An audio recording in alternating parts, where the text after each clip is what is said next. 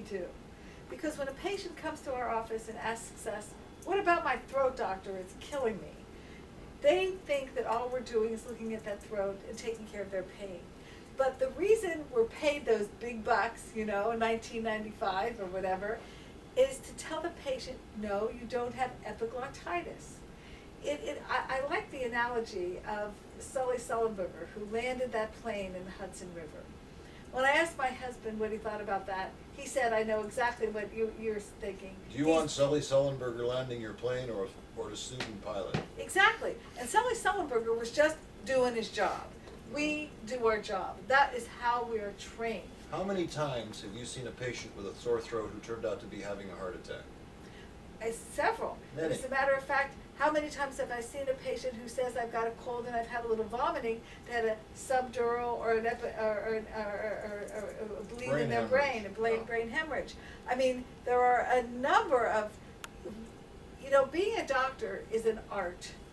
Indeed, we have tons of years of practice, but the training that we had is different than the training that a nurse has. Physicians go through at least a dozen years of training. Indeed. To get to the point where they can actually practice medicine. And everybody knows, we used to know what the best physician was, who the best primary physician was. It was somebody who could look at a symptom complex and think of the longest list of possible explanations for that symptom complex. The longer the list, the smarter the person was, the better trained they were, the more experienced they were. And then to stratify that list from the most likely to the least likely, and one by one click them off until they got to the right diagnosis. The less training you have, the shorter your list, basically. And the training is different. If I could just cite an example, for instance, a patient that I was admitted to the hospital, actually transferred from another hospital to the hospital where I practice, was lying in bed, and the nurses called me that the patient was an extremis. I ran over to the patient's bedside. This was the first I had seen the patient since the transfer, the first that I had gotten a phone call. And my patient was absolutely an extremis. She is a woman that has difficulty with COPD and emphysema.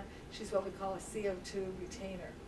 And these people, as you know, cannot sustain themselves on large amounts of oxygen. And I walked into the room to find my patient, who I know well, with 100% oxygen on her, and she is comatose, and we can't wake her up, and her blood pressure is falling. So the first thing I do is, of course, yank the mask off and call respiratory, and that part was fine. We were able to save her life. But what I found interesting... She needed to be ventilated. Indeed. The first question that the nurse asked me was, has the patient had a pneumonia vaccine? Now, clearly having nothing to do with a dying patient. But I recognized that the nurse's modus operandi is to fill out a form. Their job is to make sure all the forms are filled out, because the hospital, of course, gets reimbursed based on those forms. And if she had not filled it out, she would have been fired. If the patient dies, I'm sure she would have felt very badly. But that's not her job. My job is to save the patient's life. The nurse's job is to fill out forms. Well, hopefully the nurse